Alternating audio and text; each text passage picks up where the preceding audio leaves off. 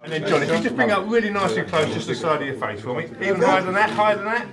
Higher? Quite overwhelming. I mean, the worst thing, to be only the second to get this award is a bit scary, you know, when I think about all the great jazz composers that there have been in this country. So I feel sort of, oh my goodness, you know. But it's great. And as I just said, the great thing I think is about the state of jazz in this country, because I'm fortunate enough, with the support of the PRS for Music Foundation, to be a part of Take 5, which is a development program for young musicians. And I've been doing it now for, I think, 11 years. And each year, 8 young musicians come through. And I spend a week with them. So that's 88 of the young musicians of this country that I've had a taste of and met. And I can tell you that really the state of British jazz is fantastically healthy and well. So I reckon there'll be a lot more coming up for these awards in the years ahead.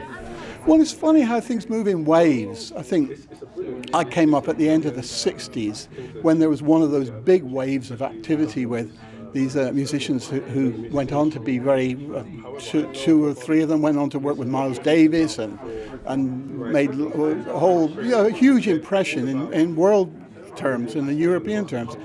And that was a big wave then, and then sort of things cooled down, I suppose. And this appears to be now, this last decade and what's happening now, seems to me to be another wave of activity. And anyway, you know, whereas when I grew up, jazz was a sort of almost, well, you could describe it as sort of Anglo-Saxon boys' club, really. Mostly blokes in berets and shades, and apologise for the beard, but, but now, and hardly any women. Now there are lots of women playing jazz. Ethnic background, well, if you took away Joe Harriet, Sheikh Keane, in the years I was playing, there were no West Indian or Afro artists playing. Now we have, I'm not sure if he is, yes, the number of black artists that are working in jazz now, it's incredible. It's fantastic, and it's great, and it's about time. But they've developed. So I think that's what's made it healthy. It's broadened its horizons. And, you know, who knows what jazz is now? You know, I don't know. Now it's whatever you say it is. And that's a great thing. Well, all art forms have to grow, don't they? I can't honestly say that this has been deliberate. I'm not standing here and saying, yeah, I see what needs to be done. It was just a natural progression for me, because after all, I wasn't born in the States, in Chicago.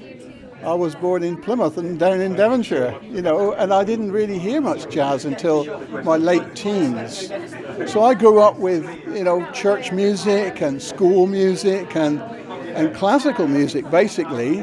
And, you know, so that kind of, in my, to use a real corny expression, my musical DNA. And so I suppose it's inevitable, if I stuck at it long enough, that some of this stuff would seep through and come out of the edges. Yeah, that's a really, really tough one, because as you go along, you know, the great highlight for me to begin with was to actually be a member of Ronnie Scott's band and play at Ronnie Scott's club. I thought it's about as good as it gets. And then I find myself, you know, at the festival hall in Berlin playing the Berlin Jazz Festival, and then I find myself working at the Paris Opera with Carolyn Carson's dance company, and walking on stage at the Paris Opera playing my saxophone, dressed as a monk or whatever. You know, so and to work with Gil Evans' band was fantastic. The concerts with Sting and John McLaughlin and Gil's band was really exciting. And then to be on stage, to be commissioned to write for Salisbury Festival, chorus, organ in Salisbury Cathedral, a marvellous and amazing feeling. And subsequent to that, a lot of performance. So there have been so many different things, and all different nature and different kinds of, and also the joy of working with other really fantastic musicians. I mean, musicians are really nice people, you know. They really are, and they're great, you know. So that's probably the highlight, is this continuing thing of meeting new musicians and old friends and playing with them, you know. Well, I think actually what's happening now it's moving in the right direction. I mean, the opening speech here that we had from the president of Vasco, I've forgotten his name, but you'll know, which talked about looking at in the way that music is being now, the electronic way, and looking at being specific about who got the composition money, who got the performance money. This is very important because we're a niche market. So it makes a huge difference to a jazz musician that if his tune is broadcast, that what used to happen was the BBC would log that broadcast and you would get your £23, 10 shillings. And that really counts for something. When it all goes into a wash pot and it gets shared out by who earns the most per share, then, the jazz, composers are at the bottom of that pile. Seriously at the bottom of that pile. So that's helping a lot, I think, to make sure that, musicians by genre, they get their fair share of it. And the other thing is what you are also doing, which is supporting youngsters, because the more that young people hear jazz, the more they'll realize that it's for them, that there are these things, and that what fun it is to play.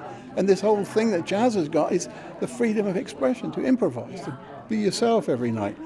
I mean, that's what got me into it, Nobody told me what to do. I could do what the hell I liked, and still can. It's a wonderful feeling. What a great job.